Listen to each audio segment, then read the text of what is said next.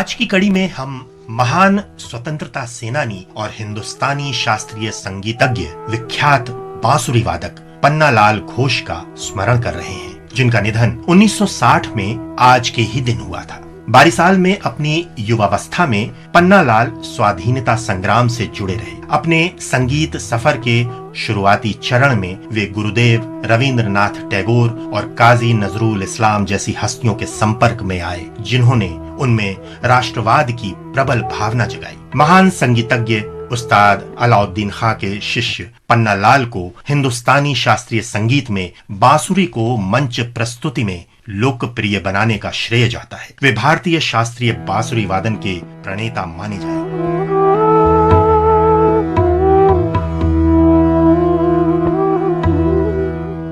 पन्नालाल का जन्म 24 जुलाई 1911 को 22 साल में हुआ था। पन्नालाल आरंभ से ही बहुत प्रतिभाशाली और लगनशील थे और विभिन्न स्रोतों से संगीत को आत्मसात करते थे।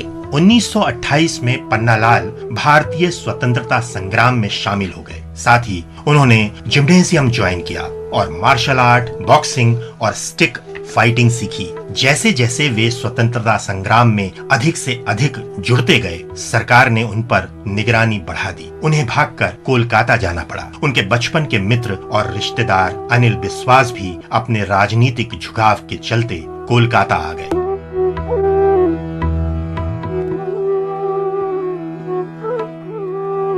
कोलकाता में पन्नालाल को अपना संगीत कौशल और निखारने का मौका मिला और उन्होंने कई संगीत प्रस्तुतियों में भी सहयोग किया। 1940 में अपने संगीत करियर को और विस्तार देने के लिए वे मुंबई आ गए। उन्होंने बॉम्बे टॉकीज फिल्म स्टूडियो में काम शुरू किया और कुछ लोकप्रिय फिल्मों में संगीत दिया। आकाशवाणी से नियमित रूप से प्रसारण और समूचे भारत में संगीत उत्सवों में प्रस्तुति से भी उन्हें अपार प्रसिद्धि मिली।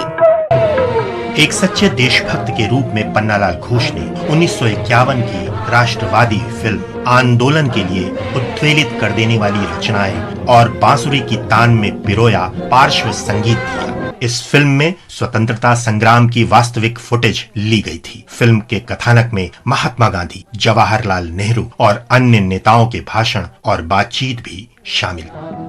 पन्नालाल घोष की संगीत विरासत आज भी उनके अनेक शिष्यों में देखी जा सकती है। इस महान राष्ट्रवादी और संगीत विभूति पन्नालाल घोष को हमारा सादर नमन।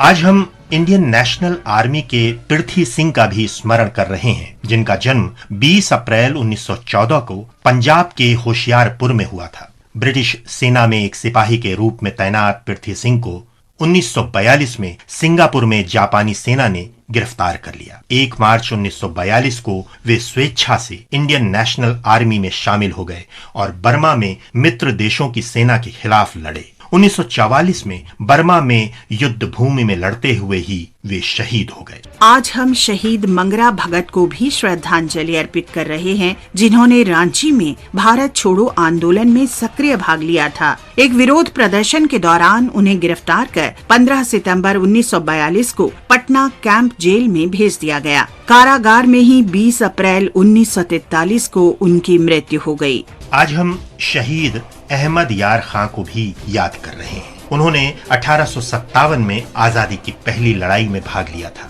खान उत्तर प्रदेश के जलालाबाद में तहसीलदार थे। स्वतंत्रता सेनानियों की सरकार में जलालाबाद के नाजिम के रूप में उन्होंने महत्वपूर्ण भूमिका निभाई। आंदोलनकारियों की हार के बाद ब्रिटिश सेना ने उन्हें कब्जे में ले लिया और 20 अप्रैल 1858 को उन्हें फांसी दे दी गई।